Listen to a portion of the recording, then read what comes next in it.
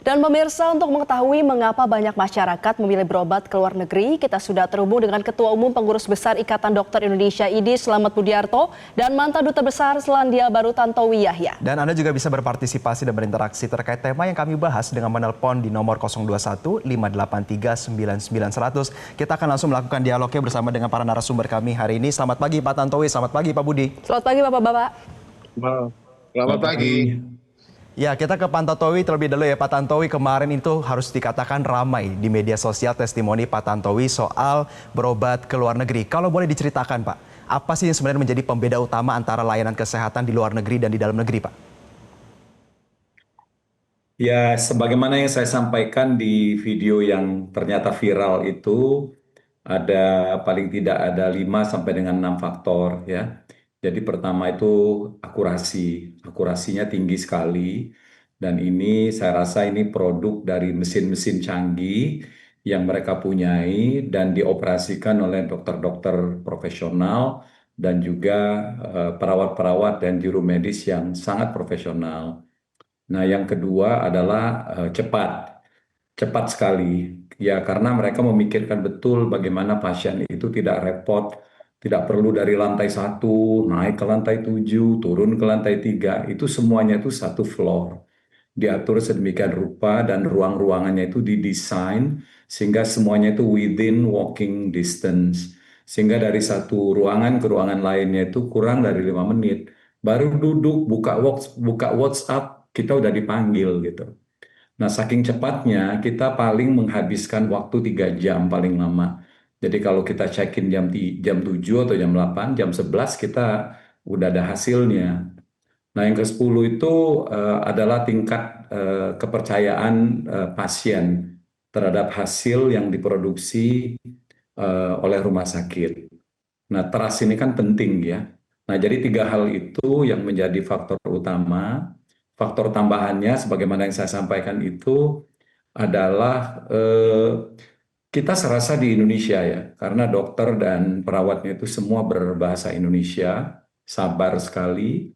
Kemudian peralatannya super canggih. Nah, yang ketiga itu sebagaimana yang saya sampaikan juga di video itu, pasien itu tidak merasa tertekan, pasien itu tidak merasa, wah ini kok belum apa-apa sudah disuruh nginap, sudah disuruh beli obat dan seterusnya. Jadi mereka merasa tidak ditekan.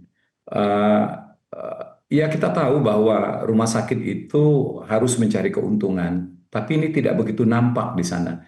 Jadi nilai-nilai kemanusiaan, pelayanan terhadap pasien dalam hal ini masyarakat itu jelas sekali. Sebagaimana saya contohkan gitu ya, saya ada 7 obat yang saya mesti ambil, di bawah itu ada farmasi. Dokternya malah menyarankan ambil di luar aja Pak, karena katanya 30% lebih murah. Nah, ini kan membuat kita kaget gitu ya. Bagaimana rumah sakit itu bisa memberikan pelayanan yang sangat memihak kepada masyarakat. Saya rasa itu aja faktor yang sangat normal saya rasa ya, yang membuat pasien manapun, bukan hanya dari Indonesia, itu akan berlomba-lomba untuk ke luar negeri, dalam hal ini rumah sakit yang ada di Penang. Begitu. Dari Pak Tantowi kita akan langsung tanya ke Pak Slamet, benarkah Pak Slamet bahwa memang faktor-faktor tersebut tuh masih cukup terbatas di Indonesia, masih menjadi masalah dan menjadi penyebab mengapa banyak WNI untuk berobat ke Malaysia? Ya, terima kasih. Mungkin kita batasi dulu ya pelayanan kesehatan mana kalau kita mau membandingkan. Karena 90% pelayanan kesehatan di Indonesia kan BPJS. Rumah sakit negeri maupun swasta melayani BPJS. Mungkin dalam hal Pak Tantowi ini rumah sakit swasta ya. Kalau rumah sakit yang melayani BPJS di Malaysia sama di Indonesia jauh lebih bagus di Indonesia. Karena BPJS-nya Malaysia ya, kalau mau ketemu dokter spesialis pada hari itu juga pasien itu bisa menemui dokter spesialis. Tapi kalau mungkin Pak Tantowi pernah di New Zealand juga, mau ketemu dokter spesialis itu susahnya setengah mati kalau menggunakan asuransi pemerintah, bisa 1 bulan bahkan 3 bulan dan lain-lain. Nah, saya batasi adalah ini untuk betul-betul yang murni pelayanan kesehatan swasta ya, bukan yang asuransi sosial. Jadi ada beberapa faktor yang mempengaruhi, yaitu pertama adalah servis. Servis mulai dari pasien datang sampai pasien keluar itu betul-betul sana menjaga betul servis tersebut. Nah, ini terkait dengan negara hadir di dalam pelayanan kesehatan tersebut dengan contohnya memberikan insentif-insentif pajak, kemudian pembelian alat obat juga pajaknya mungkin zero kalau di Malaysia. Itu sangat mempengaruhi sekali terhadap keberadaan rumah sakit yang bersaing dengan negara tetangga. Jadi negara harus hadir, betul-betul memfasilitasi rumah sakit tersebut dengan pelayanan yang setaraf dengan negara tetangga. Yang kedua adalah Slamet. marketing, Mbak. Marketing. Jadi Ya, Pak Slamet, rumah sakit negara tetangga Singapura, Malaysia itu banyak sekali marketing ada di Jakarta. Mereka ada agensi-agensi marketing, branding, Karena ada dan komentar lain-lain itu netizen yang kurang ada. lebih sama dengan yang disampaikan oleh Pak Tantowi. Kita akan baca dulu satu persatu ya Pak Slamet, baru kemudian kita akan lanjutkan. Halo. Kita akan sama-sama lihat pemirsa, karena sebenarnya pagi hari tadi tim Metro TV juga sudah membuat postingan yang kurang lebih bertanya kepada netizen seputar hal ini. Kita Kita lihat sama-sama dulu lihat. ya. Nah, ini juga ada pandangan dari @Ahriyadi Arum. Ada persepsi bahwa dokter di luar negeri lebih ramah, memberikan penjelasannya lebih baik, dan memiliki waktu konsultasi yang lebih lama. Nah, kita akan coba meminta tanggapan ya dari para narasumber yang telah kita ajak diskusi tadi. Kita kembali kepada Pak Slamet. Pak Slamet. Memang, ya betul. Memang di sana servisnya tadi lebih bagus karena yang tadi faktor-faktor yang tadi. Jadi faktor servis memang di sana luar biasa. Bahkan saya pernah ke Singapura itu mereka dokter-dokter membatasi sehari maksimal berapa pasien karena untuk menjaga kualitas. Indonesia bisa melakukan hal tersebut selama negara hadir mendampingi rumah sakit untuk bersaing dengan rumah sakit di luar negeri. Kemudian faktor lain adalah faktor geografis, Mbak. Jadi masyarakat yang dekat perbatasan itu mereka larinya ke Malaysia, ke Penang dan lain-lain. Itu juga faktor itu. Yang kemudian adalah kecanggihan alat. Karena Indonesia menganut pajak untuk obat dan alkes, maka harganya menjadi mahal. Rumah sakit kecenderungan tidak menyediakan alat-alat canggih untuk pelayanan terhadap pasien. Sehingga dengan alat kesehatan yang canggih tersebut diagnosanya sangat cepat sekali dibanding dengan di Indonesia. Baik. Kemudian yang lain adalah alasan budaya, Mbak. Jadi orang budaya kalau nggak berobat di luar negeri adalah tidak, ya kurang keren lah. Ya, Nah, oke. dari Pak hal Slamet, beberapa kita faktor. akan lanjutkan dialognya usai jeda. Kami akan mendalami hal-hal yang tadi Pak Slamet sampaikan. Pemirsa jangan kemana-mana, tetaplah bersama kami. Selamat Pagi Indonesia. Dan jangan lupa untuk berpartisipasi dan berinteraksi terkait tema yang kami bahas dengan menelpon nomor 021 583 99 100. Tetaplah bersama kami.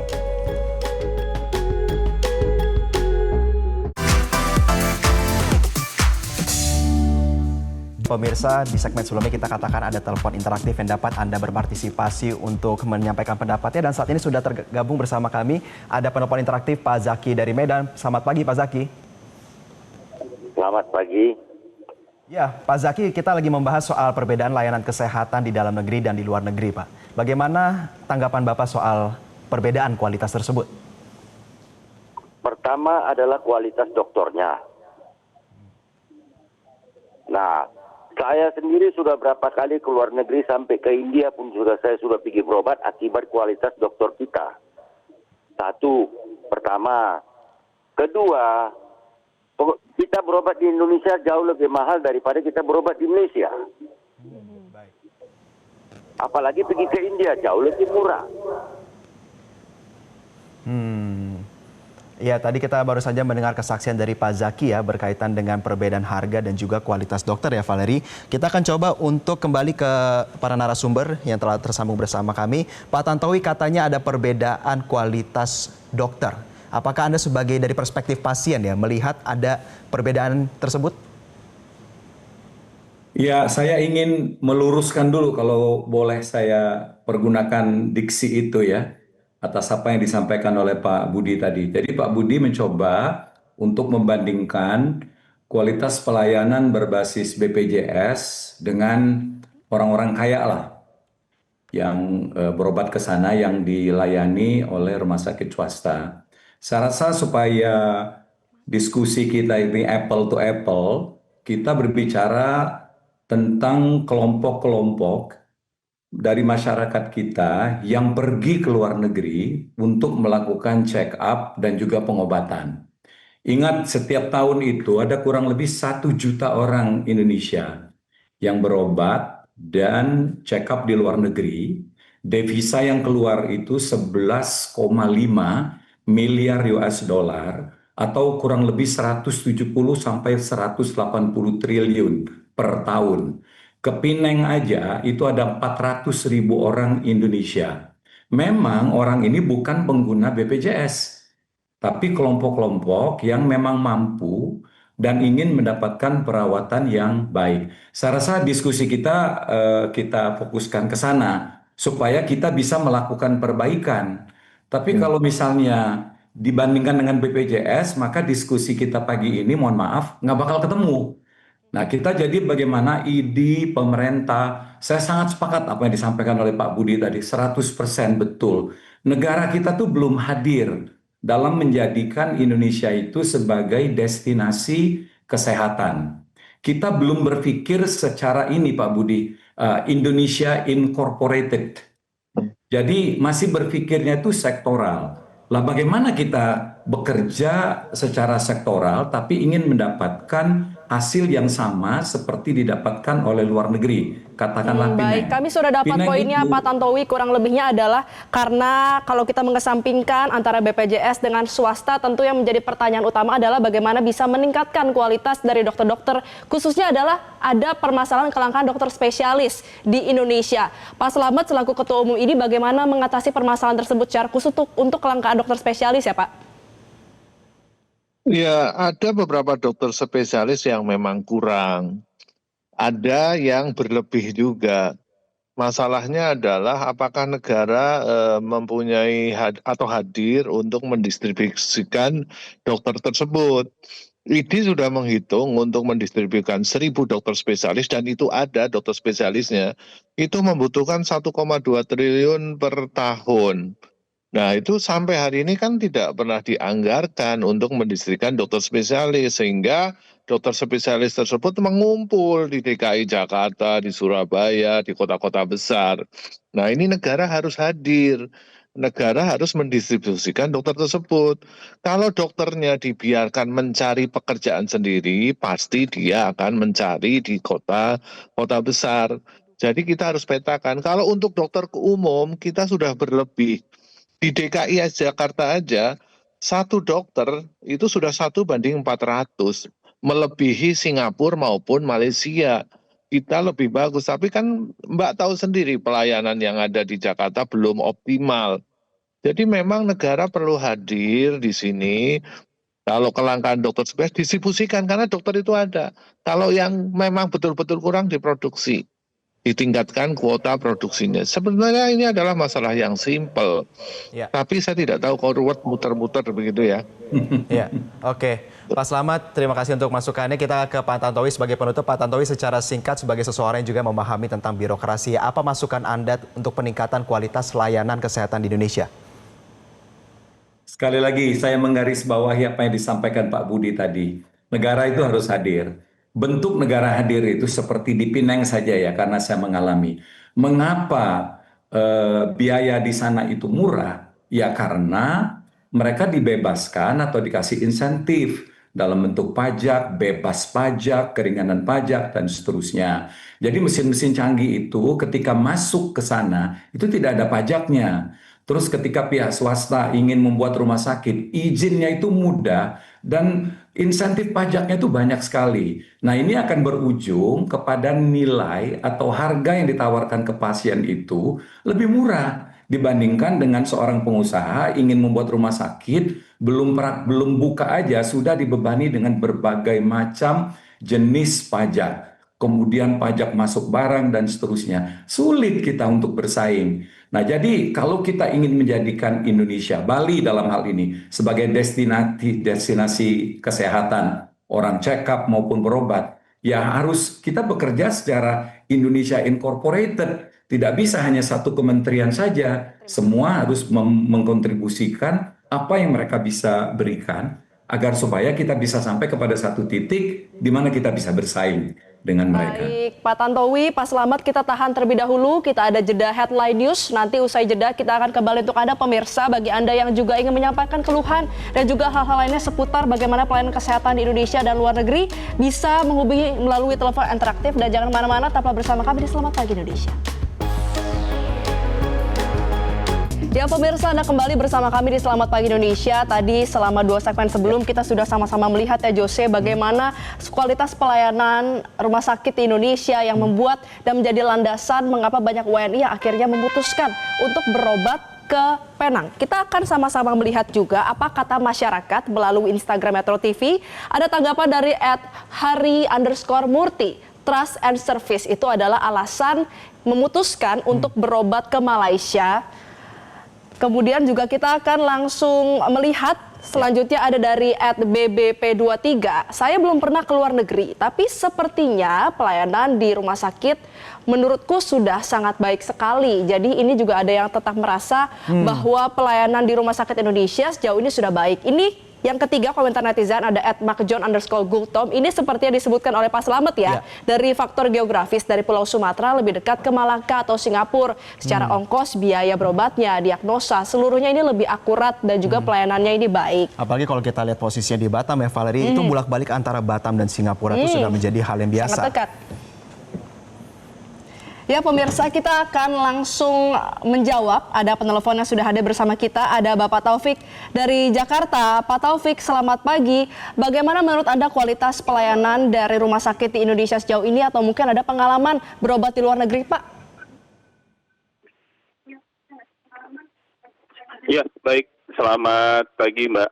Saya pernah berobat di luar negeri, tapi memang hasilnya kurang memuaskan ya. Kalau untuk rumah sakit Indonesia itu, khususnya rumah sakit swasta itu sangat baik. Cuman masalahnya kurang belajar hospitality. Seperti halnya kita menginap di hotel. Orang sehat aja menginap di hotel pengen dilayani, apalagi orang sakit gitu loh, Mbak. Oke, artinya ada perbedaan kualitas layanan di sini ya Pak Taufik. Lalu Pak Taufik berkaitan dengan biaya, dikatakan bahwa biaya di luar negeri dikatakan bisa juga lebih murah. Apakah Anda mengalami hal yang sama? Ya, kalau untuk masalah biaya, kalau tadi B2B masalah rumah sakit swasta di Indonesia dengan di luar negeri, itu hampir sama masalah biayanya. Cuman kemungkinan kalau untuk masalah kayak tadi ada netizen jarak dari antara Batam dengan Singapura lebih murah, itu memang betul. Jarak dari Medan ke Penang itu jauh lebih jarak dari Medan ke Jakarta, dan biaya pesawatnya pun lebih murah Jakarta Penang daripada ke Medan ke Penang gitu loh. Oke, baik. Terima kasih Pak untuk kesaksiannya. Bapak Taufik dari Jakarta telah bergabung bersama kami di pagi hari ini. Nah, mari kita coba untuk konfirmasi langsung kepada para narasumber ya. Pak Budi, tadi dikatakan bahwa hal-hal yang berkaitan juga dengan kualitas layanan seperti hospitality, itu juga hal yang penting dan juga kembali menyoroti soal kedekatan geografis beserta juga dengan perbedaan antara rumah sakit swasta maupun non-swasta. Bagaimana tanggapan Anda untuk pengembangan hal tersebut? Ya, terima kasih. Seperti yang saya sampaikan tadi, kita jelas-jelas kita kalah servis dan kalah alat, kecanggihan alat. Itu harus kita pahami. Karena beban rumah sakit di Indonesia itu sangat berat sekali. Tadi sudah disampaikan Pak Tantowi, mulai perizinan, belum ada profit sudah dipajaki dan lain-lainnya. Servis itu akan qualified kalau itu kan membutuhkan biaya ya. Jadi memang negara sudah urgen, very urgen untuk hadir di bidang kesehatan. Sehingga servis itu akan sama dengan negara-negara lain. Kalau menurut pengamatan kami, kalau dibanding Singapura, jelas masih lebih mahal Singapura daripada Indonesia. Tapi kalau dengan Malaysia memang kita bersaing, bahkan Malaysia lebih murah. servis mereka lebih bagus ya tadi, karena ada insentif-insentif tadi, kemudahan-kemudahan tadi. Kalau rumah sakit sudah dibebani biaya-biaya lain untuk membiayai sebuah servis yang qualified, pasti akan kesulitan. Sehingga kalau untuk keramahan, saya yakin orang Indonesia jauh lebih ramah. Tinggal negara harus hadir, perizinan dipermudah, pajak-pajak zero, obat sehingga lebih murah, alkes lebih murah. Itu pasti bisa. Kalau dokternya saya jamin. Karena saya tahu persis dokter-dokter kita banyak juga praktek yang di luar negeri. Menjadi narasumber, menjadi guru-guru di sana. Artinya secara kualitas, keterampilan, itu kita malah saya cenderung lebih pandai. Kenapa Bapak? Dokter itu learning by doing. Semakin dia prakteknya lama, semakin pasiennya banyak, maka dia akan pandai. Karena seperti pilot lah sebetulnya, semakin dia terbang sering, jam terbangnya tinggi, dia akan pandai. Begitu juga dokter. Dokter kita pasiennya, masyarakatnya banyak. Harusnya kualitas ilmunya harusnya lebih tinggi dari negara seperti negara Singapura, kan pasien dibanding Indonesia lebih banyak di Indonesia. Mungkin itu faktor-faktor itu yang harus urgen, very urgen, harus dibenahi tadi. Baik Dokter Budi, ini saya mau beralih lagi ke Pak Tantowi. Pak Tantowi sebagai mantan Dubes Selandia Baru, sejauh ini kalau menurut pemantauan Bapak, layanan di Selandia Baru untuk fasilitas kesehatan ini seperti apa? Apakah memang jauh lebih baik daripada Indonesia atau apa yang perlu dibenahi Indonesia untuk bisa mencontoh ke Selandia Baru? Ya, kalau Selandia Baru lain lagi. Prioritas mereka tidak di situ. Dan mereka tidak pernah mempunyai semacam roadmap menjadikan Selandia Baru itu sebagai tujuan atau destinasi kesehatan. Oleh karenanya, dalam beberapa hal kita jauh lebih bagus dibandingkan dengan Selandia Baru. Seperti yang disampaikan oleh Pak Budi tadi, ketersediaan dokter-dokter spesialis, dokter gigi misalnya, itu jauh lebih mudah. Kalau di sana tuh memang kita harus booking jauh-jauh hari. Nah, tapi ini kembali lagi kepada roadmap dari sebuah pemerintahan ya. Kalau Malaysia, memang roadmap mereka tuh menjadikan negara mereka sebagai tujuan berobat, ya, tujuan untuk kesehatan. Nah, oleh karena itu pembangunannya itu dibangun secara kolektif, secara incorporated. Semua kementerian terkait itu dilibatkan. Akibatnya seperti yang kita nikmati sekarang ini, seperti yang mereka nikmati saat ini.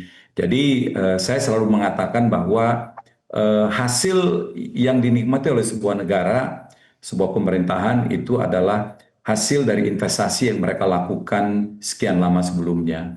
Saya dapat informasi juga bahwa Malaysia itu menikmati hasil yang mereka investasikan 10-20 tahun yang lalu ketika mereka mengirim dokter-dokter terbaik lulusan S1 untuk mengambil spesialis ke luar negeri, dibiayain oleh pemerintah.